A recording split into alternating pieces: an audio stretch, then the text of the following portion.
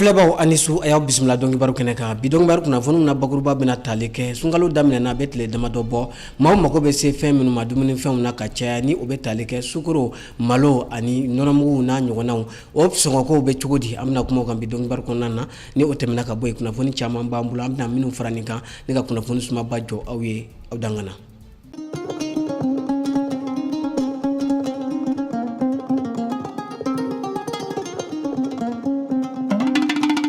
Bietene marsigalo tlemuga ani wolomla samba flani muga ani sabaya o bismillah ko kora dongi baru kene kan ina fo anda sera ma bakur ba wala tuga minna ambe sungalo ambale konna na betle de mado bo dala dumuni fam maw mako be jom minu na ka caya usongo ko be chugodi fem be talike malo suguro ani tulu fo kata se nono muguma anga kuna fonu naw ye wuli ka jo sabati ni ka do anga jamana su ko nan la kata se jawke law ani fama minu be sanunke kata ulu bela jelen dama nyininga we mi fo anga jeka lame anga kuna foni na bayon jene pona ka kuma galamanti ka kuma galamana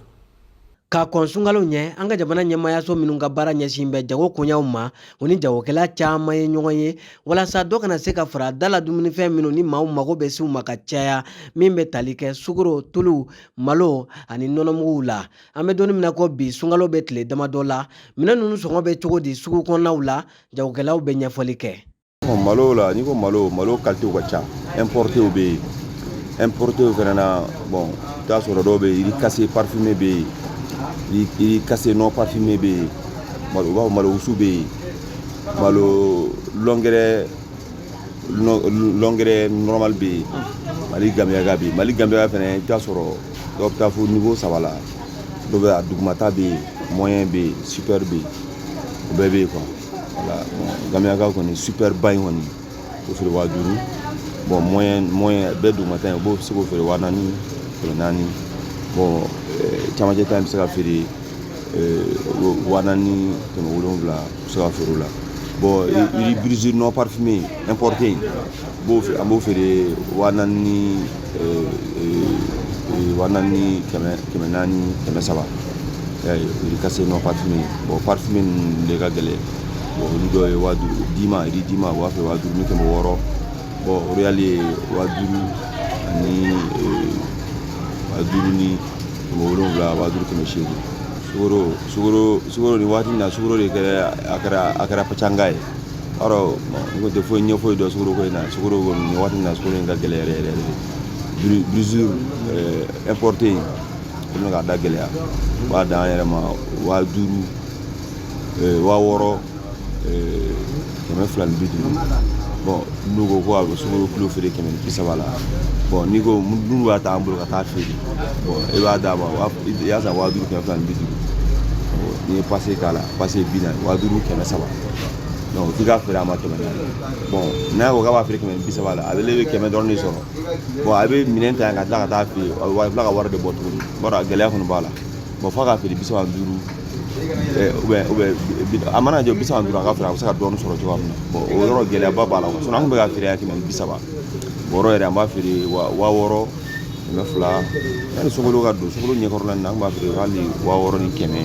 do ere wa woro important ere ambo fere la mo munu ba de da wa fere keme bisa ba mo don soro ka wala de da ya woro do wa woro ni keme duruma mana siri mana ni wadi nunu ani mo mun ba siri no dépense be bor la saka tim saka don soro nous niveau na vraiment aka gele ko du quoi bon do farala me amunu triga c'est ça o de tulu ari nono do farala ni triga le te tulu kono ale ba nono suguru ale ni nono do ga faruluka o kera mene munu nana labana ulde gerera ne te son suguru ka se afuna no o ngam son suguru se to mene munu nana lu gerera atini ko angoli prix fana yela ka so ke ni magasin prix jate mine ani tuguni ambi dépasser mon ya pro ni tono ni ko tige ka bala ina yi ko wajibi on fana ka tono ni bawna ba fo ka dalila ko jago kuyi tono ni tono tale ba dalla bo suguro prix ba dama ode ba dan obi jema ba o da on ma wa duru ani keme shege donc malta wo da on ma wa duru ani 500. maa minnu bɛ taa sanni kɛ jagokɛlaw bolo ni o ye jamanadenw ye olu dɔw y'a jira k'a fɔ ko dɔ farala fɛn dɔw sɔngɔ kan nka ko dɔw b'u nɔ la. Bon hali sisan nɔ a b'o da kelen na sukoro b'o da kelen na sani sunkalo ka se a kun bɛ daminɛ wa tulu fana b'o da kelen na mais ɲɔ kɔni dɔɔni bɔr'o la a mɛnna malo fana b'a da kelen na a mɛnna a bɛ fɔ an ɲɛna ko dɔ bɔra fɛnw sɔngɔ na mais don o don an kɔni mana taga bitigi la an bɛ taga sɔrɔ fosi ma bɔ a la an b'a san dakɔrɔ min na an bɛ taga sɔrɔ a b'o dakɔrɔ de la ka kɔrɔ an yɛrɛ ye ɲininkali kɛ ka dɛsɛ bitigitigiw ko ko fɛn ma bɔ a la olu fɛ yen nɔ k'olu fana tɛ se ka fɛn bɔ a la an yɛrɛ t'a dɔn an bɛna kɛ cogoya min na an kɔni bɛ se ka min f'u ɲɛna kɔni u k'a lajɛ u ka dɔ bɔ fɛnw sɔngɔ la parce que mɔgɔ ka fɛn santaw ka ca ni sukoro yɛrɛ bɛ san an bɛ sunkalo min na sisan sukoro bɛ san kojugu mais n'a fɔra ko dɔ ma bɔ sukoro kilo sɔngɔ la a ka gɛlɛn an bolo dɔɔni dɛ. Sani sunkalo ka se an tun bɛ sukoro san 140 150 mais sunkalo selen na yɔrɔ dɔw la 130 yɔrɔ dɔw la 120. o kɔrɔ ko dɔ bɔra la. dɔ bɔra la mais bɛrɛ ma bɔ a la dɛ parce que wari tɛ yen yɔrɔ ka gɛlɛn bɛrɛ ma bɔ a la n'o kun sera ka dɔɔni bɔ a la ka fara k'a kun bɛ diya an ye kojugu bon tulu ka gɛlɛn halisa tulu ka gɛlɛn halisa an kɔni fɛ yan kɔni tulu ka gɛlɛn Kalabankoro sugu la tulu ka gɛlɛn dɛ foyi ma bɔ tulu la gɛlɛya dannen tulu yɛrɛ tɛ se ka san awɔ foyi ma bɔ a la ba musaka ka gɛlɛn parce que sɔrɔ tɛ yen o sɔrɔ tɛ yen wari tɛ yen san tɛ ka kɛ foyi si an kɔni bɛ gɛlɛya kɔnɔ dɔɔni mais ani fɔlɔ ta de tɛ kelen ala k'an can fɔ ani fɔlɔ ta de tɛ kelen n tɛ gɛlɛya kɔni bɛ halisa. Malo yanni sunkalo ka se malo tun bɛ sɔrɔ 80 90 mais sisan nɔ sunkalo selen na dɔ farala malo prix la malo bɛ se ka dɔw yɛrɛ bɛ se ka 100 100 ta yɔrɔ dɔ faral'o kan bon tulu fana ye o kelen tulu kun da jiginna wagati na yanni sunkalo ka se mais sunkalo jɔlen fana o ye dɔɔni fara tulu fana kan o bɛ cogoya min na sukaro fana bɛ ten tiɲɛ yɛrɛ la minɛnw gɛlɛyara fo ka taa fɔ k'u gɛlɛyara ni gɛlɛya tɛ fila ye kelen kɔni kɛra Mali la sisan. Kɛnɛ yanni sunkalo ka se an bɛ sukaro kilo san 140 bon sunkalo fana donna a bɛ bɔ 140 na ma b'o la dɛ a bɛ bɔ 140 na malo yɛrɛ tun bɛ feere 100 sisan malo dɔ bɛ ka malo kɛ kilo kɛ 100 ni dɔrɔmɛ 10 a fɛn ma bɔ fɛnw na dɛ foyi ma bɔ a la nɔnɔmugu cɛnni na nɔnɔmugu tun ye 150 mais halisa a b'o kelen na kilancɛ kilo 100 mais kilancɛ 150 halisa a b'o la fɛn ma bɔ nɔnɔmugu fana fɛn ma bɔ nɔnɔmugu la fɛn ma bɔ tulu la foyi de ma bɔ minɛn ninnu na cɛnni yɛrɛ la. jagokɛla fara jamanadenw kan ninnu bɛɛ lajɛlen jɛra ni ka damakasi kɛ k'a ɲɛsin jagokɛlabaw ani jamana ɲɛmaw ma waasa fɛnw sɔngɔ bɛ se ka nɔgɔya cogoya min na. balo ni balo ka nɔgɔya quoi tulu ni balo olu ka nɔgɔya quoi ya n'u nɔgɔyara patron bɛ satisfait bon sukolo na fɛnɛ u bɛ baraji sɔrɔ quoi halisa u k'u jija o commerçant ba ninnu fɛnɛ vraiment u k'u jija kosɛbɛ kana nata kojugu quoi dɔw bɛ nata quoi kana nata minnu bɛ na ni minɛn ninnu o kana nata i bɛ taa sɔrɔ olu fɛnɛ olu ni minnu bɛ gouvernement fɛngɛ ninnu olu bɛ fɛngɛ ninnu kɛ ɲɔgɔn bolo olu dɔw minnu jogo man ɲi olu bɛ baara kɛ ɲɔgɔn bolo quoi u k'u jija dɔrɔn vraiment i ka vraiment fɛn fitinin a barika ma a ka ca ni o ka fisa ni fɛn caman barikanta ye quoi voilà donc bɛɛ k'i jija i ka niveau la quoi n'i ko kilennenya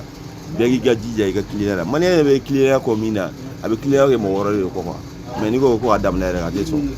o de gɛlɛya bɛɛ de ye nin ye. Bon welekanw bɛ ne fɛ ka se fanga ma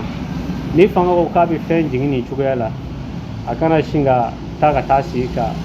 sin ka prix jigin ten dɛ a ka kuma ni commerçants ye mana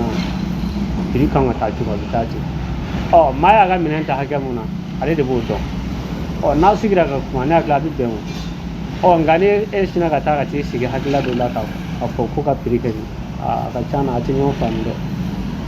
sigi bamananw ko sigi ka fɔ o ye damu ye n'u sɔnna ni commerçants ka sigi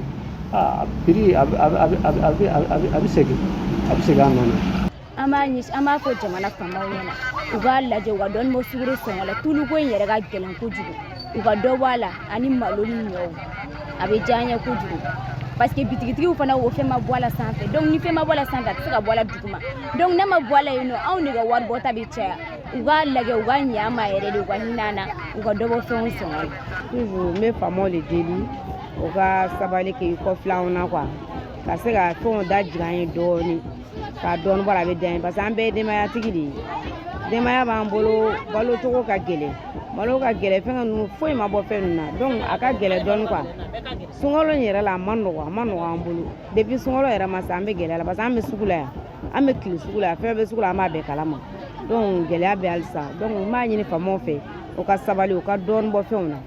n'o ye dɔ bɔ fɛnw na a ka d'an ye an bɛ se ka kɔrɔlen sɔrɔ ka baara kɛ ka ɲɛ n'o tɛ a baara kɛ cogo tɛ yen fɔlɔ dɛ a ka gɛlɛn yɛrɛ de parce que ne bɛ Kalaban sugu de la ne bɛ feere kɛ Kalaban sugu n bɛ Kalaban sugu ta de dɔn donc a ka gɛlɛn Kalaban sugu la yɛrɛ de an bɛɛ bɛ kule la Kalaban sugu la yan donc n b'a ɲini o fɛ o ka sabali sa o k'a fɔ mɔgɔw ɲɛna u ka dɔ bɔ fɛnw so kɔnɔ walasa an bɛ se ka lafiya cogo min an b'a ɲini u fɛ u ka balo da nɔgɔya n'i y'a mɛn jamana balo de don ni balo ye jamana labɔ ka balo da nɔgɔya jamana bɛ ja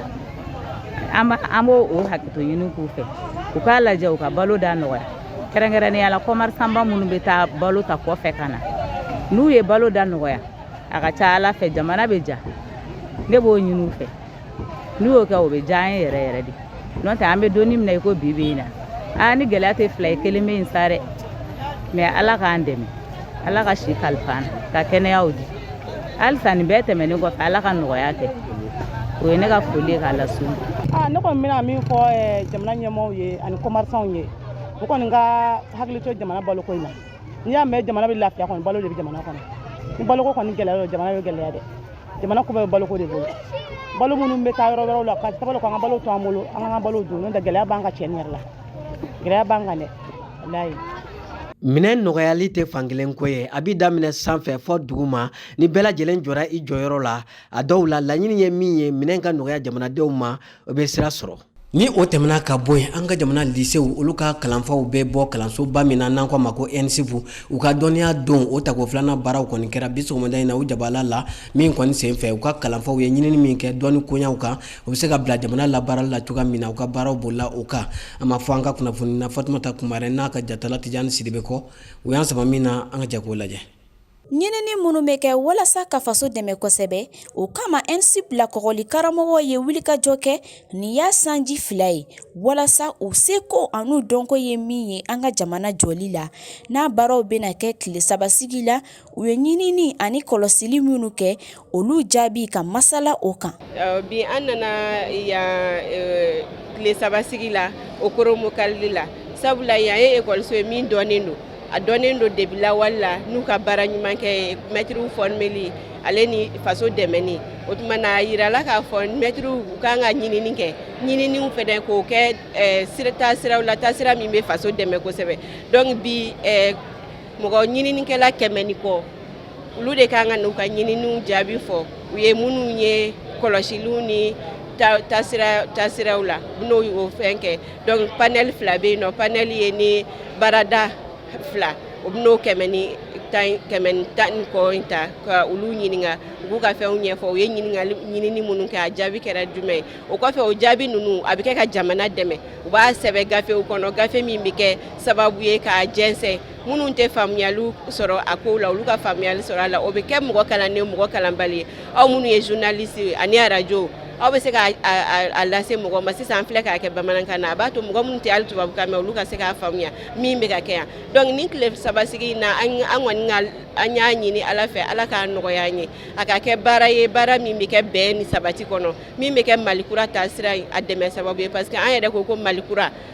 tɛ taa ni an ka yɛrɛ ka dɛmɛw tɛ an yɛrɛ ka dɛmɛw ye ka ɲininiw kɛ an ka taabolo la gɛlɛya minnu bɛ yen an b'olu gɛlɛyaw fɔ n'u nɔgɔya sira min bɛ sɔrɔ o la ani minnu ma faamuya k'olu ɲɛfɔ mɔgɔw k'olu faamuya. Ni baara ninnu sen fɛ u y'a jira k'a fɔ u tɛna sɛnkɛ k'alisa dɔ bɛna fara cɛsiri kan walasa taabolow ka yiriwa ɲinini sira kan. Ni o tɛmɛna ka bɔ yen kɛnɛya bunakun kan bana min bɛ yen ni an b'a wele ko ɲa tension ni nanzaraw k'a ma ko glaucome o kɛlɛli hukumu kɔnɔna na fɛn min an ka jamana dɔgɔtɔrɔlakaw u ye kɛnɛba kɔni sigi sibiri tɛmɛnen maison des aînés na min kɔni sen fɛ u ye sɛgɛsɛgɛliw kɔni kɛ fu ka ɲɛsin funankɛnilakaw bɛɛ lajɛlen ma waasa bana in bɛ se ka kɛlɛ ka bɔ an ka jamana kɔnɔna na cogoya min na a kɛnɛ kana na an ka jatala Tijani Sidibe kun bɛ yen nɔ a y'an sama min na an ka jɛ k'o lajɛ. Ka kɛ ni dɔgɔkun min kɛrɛnkɛrɛnna glaucome kɛlɛli ye n'u ko a ma ɲɛ tension sɛgɛsɛgɛliw kɛra fu an ka dɔgɔtɔrɔw fɛ u ye ɲɛfɔli kɛ an ye bana in yɛrɛ kan. Glaucome ye bana min bɛ ɲɛ fasajuru de sɔrɔ a ka jugu ɲɛ fasajuru de ma kosɛbɛ dɔw b'a wele ko ɲɛ tension bamanankan na mais ɲɛ tension dɔrɔn tɛ ɲɛ fasadimi bana de don a bɛ ɲɛ fasa de tigɛ dɔɔni dɔɔni fo ka taa fɔ k'a banna a caman na tension fana bɛ se ka yɛlɛ donc ni tension yɛlɛla ni foyi ma kɛ a bɛ se ka fiɲɛ yɛrɛ de se mɔgɔ ma fɛn min bɛ se ka bana in lase mɔgɔ ma a ka ca kosɛbɛ a fɔlɔfɔlɔ ye ni ɲɛ tension bɛ yɛlɛ hali ni fɛn tɛ fasa juru la ni mɔgɔ minnu ka ɲɛ tension bɛ yɛlɛ a ka ca ala fɛ olu bɛ glaucome kɛ a bɛ kɛ fana ye mɔgɔ minnu n'u somɔgɔ dɔ glaucome b'a la n'a fɔra somɔgɔ min i parent direct i fa ou i ba ou i mɔkɛ mamuso ni ɲɛ tension in b'o la donc o ye tiɲɛlabana ye a bɛ se ka yɛlɛma e fana fɛ sabanan ye mɔgɔ minnu bɛ yen nɔ ni ɲɛdimi wɛrɛ b'u la i b'a fɔ ko an bɛ min wele ko myopie o ye verladon bana dɔ ye n'o bɛ mɔgɔ min na olu fana ka teli ka bana in kɛ tension diabète n'olu fana bɛ mɔgɔ min na olu ka teli k'a kɛ fɛn caman bɛ yen n'a b'i la o bɛ se ka kɛ facteur de risque ye pour que bana in ka kɛ mais n da sera kumabaw de ma. ɲɛfɔliw kɔfɛ bana in kan a y'i da tu bana in sɔrɔ cogo ni a sɔrɔ siraw fɛ kan. o de ye bana in yɛrɛ gɛlɛya yɔrɔ bɛɛ ye parce que bana in daminɛ la fɛn foyi de tɛ kɛ a yira ko a b'i la i bɛ se k'i ka adamadenya kɛnɛya ka sɔrɔ a b'i la i t'a kalama puisque dimi t'a la a tɛ fɛn bɔ yeli la a tɛna foyi kɛ ɲɛ la i b'a sɔrɔ mɔgɔw bɛ taa dɔgɔtɔrɔso la ko wɛrɛ yɛrɛ kama ko ɲɛ bɛ n ŋɛɲɛ ɲɛ bɛ n dimi ka sɔrɔ u ma taa glaucome ko yɛrɛ kama bana in yɛrɛ a signe bɛ dɔn tuma min na k'a b'i la o bɛ kɛ fa a bantɔ la o b'a sɔrɔ a ye fasajuru ɲimi ka se sigiyɔrɔma 100 la fo 80 ɲɔgɔn o wagati de b'a sɔrɔ a bɛ sɔrɔ ka signe kɛ o wagati i b'a sɔrɔ kunkolo b'i dimi kosɛbɛ ni ɲɛ tension yɛlɛlen don o wagati a bɛ se ka kɛ fana o b'a sɔrɔ ɲɛ yɛrɛ kolo b'i dimi parce que tension bɛ ɲɛ kɔnɔ ani yeli fana bɛ dɔgɔya donc o wagati ninnu o tɛ kɛ a daminɛ la o de y'a to bana in kan ka kɔn ka ɲɛɲini puisque a ti kɔlɔlɔ se mɔgɔ ma a daminɛ la fa a laban o de y'a gɛlɛya yɔrɔ yɛrɛ ye. jugu tɛ maa la bana de ye maa jugu ye o kama an bɛɛ ka taa k'a ɲɛw sɛgɛsɛgɛ walasa ka kisi ka bɔ bana kofɔlen in ma. sisan sa an b'an kunda jamana wɛrɛ kibaruyaw kan an ka kunnafoni na Kajatu Jara ale ye wulikajɔ sabati ni ka kunnafoniw na kumaba salo k'a mɔ ka kɛ dɛgɛ ye anw ye an ka ɲɛmada sɔrɔlenw fɛ. bi diɲɛ kunnafoniw y'a yira k'a fɔ ko Amerikɛnw ka vice présidenti ka dɔgɔkun kelen taama farafina jamanaw la daminɛra karidon Ghana. Taama in kɛra vice présidenti Kamala Harris ka jamana ka yamaruya kɔnɔ min bɛna tali kɛ fu sirili la Chinois ka walankatali la farafina jamanaw kɔnɔ. Kumaɲɔgɔnya min bɛna tɛmɛ Ghana, Tanzanie, ale ni Zambie jamana marabagaw ni Kamala Harris ɲɔgɔn cɛ bɛna boli jamana ɲɛta ni ko wɛrɛ camanw kan. Kamala ka fɔ la k'u bɛna u sinsin ale ni ɲɛma ninnu ka ɲɔgɔn ye tɛmɛlenw kan walasa ka jamana maracogo ɲuman taga ɲɛ bɛn ni lakanali sabati ni ka u ka jɛɲɔgɔnya jago ta sira fɛ sinsin. O kɔfɛ ka kɛɲɛ ni sunkalo ye Croix-Rouge ye hinɛ kɛ ka ɲɛsin Somali kasoladen 4,000 minnu tilalen don jamana yɔrɔ 12 ni ɲɔgɔn cɛ walasa k'u sen don suntigɛ nisɔndiya la i n'a fɔ u silamɛɲɔgɔn tɔw. An bɛ don min na Somali bɛ samiyɛ nali kunbɛnni labɛnw la jiko gɛlɛyali bɛ ka kɛ sababu ye ka balow sɔngɔ yɛlɛ. O kama jamana baloko kɛra jɔrɔnankoba ye. Diɲɛ baɲumankɛ jɛkulu min ka baara ɲɛsin bɛ diɲɛ kɛnɛya kow ma ka nin kalo jateminɛ y'a yira k'a fɔ ko Somali maa 100 bɔɲɔgɔn de bɛ baloko gɛlɛya degun kɔnɔ. Samiyɛ 5 kɛra ji mana a nacogo la o kɛra bagan miliyɔn caman ni bɔli sababu ye. Sɛnɛfɛnw tiɲɛni ni ka maa miliyɔn caman bila u sigiyɔrɔ bilali la ni k'u kunda ji ni balo sɔrɔ yɔrɔw kan. Walasa ka diɲɛ kunnafoniw kun cɛ an b'an kunda Niger kan min ni finitigilakaw y'a yira k'a fɔ k'u ye jatigɛ wale kɛba maa 79 bɔnɛ u ni la dɔgɔkun tɛmɛnen min kɛra u ka larawuli fo ka taa se u sigiɲɔgɔn jamana Mali ma. Ka kɔn o ɲɛ jatigɛ wale kɛbaw tun ye Niger finitigilaka maa 17 bɔnɛ u ni la février kalo tɛmɛnen. Kunnafoni dira u ka soldasiw ka ɲɛmaso fɛ. U ka wulikajɔ kɛra sababu ye ka banbagaci ninnu ka moto caman tiɲɛ ani u ka kunnafoni di siraw marifa ni marifakisɛw caman minɛra. an filɛbaw ni ne bɛna dan sigi bidɔn kibaru la min labɛnna nabiti jama bɛɛ lajɛlen ka wulikajɔ kɔnɔna na an b'aw fɔ ka waleɲuman dɔ aw ka ɲamada la n'a ka tulomadali la ni Alahu taala m'an ka jɔnya jira an na don n'a nataw la an bɛna ɲɔgɔn sɔrɔ ni kɛnɛ kelen kan an bɛna kibaruya kuraw lase aw ma. Ala ka jamana basigi sunkaloba min b'an kunna Ala ka tɛmɛ an kunna hɛrɛ la Ala ka musaka ko nɔgɔya ani alisilamɛ bɛɛ lajɛlen ye Ala ka su hɛrɛ caya.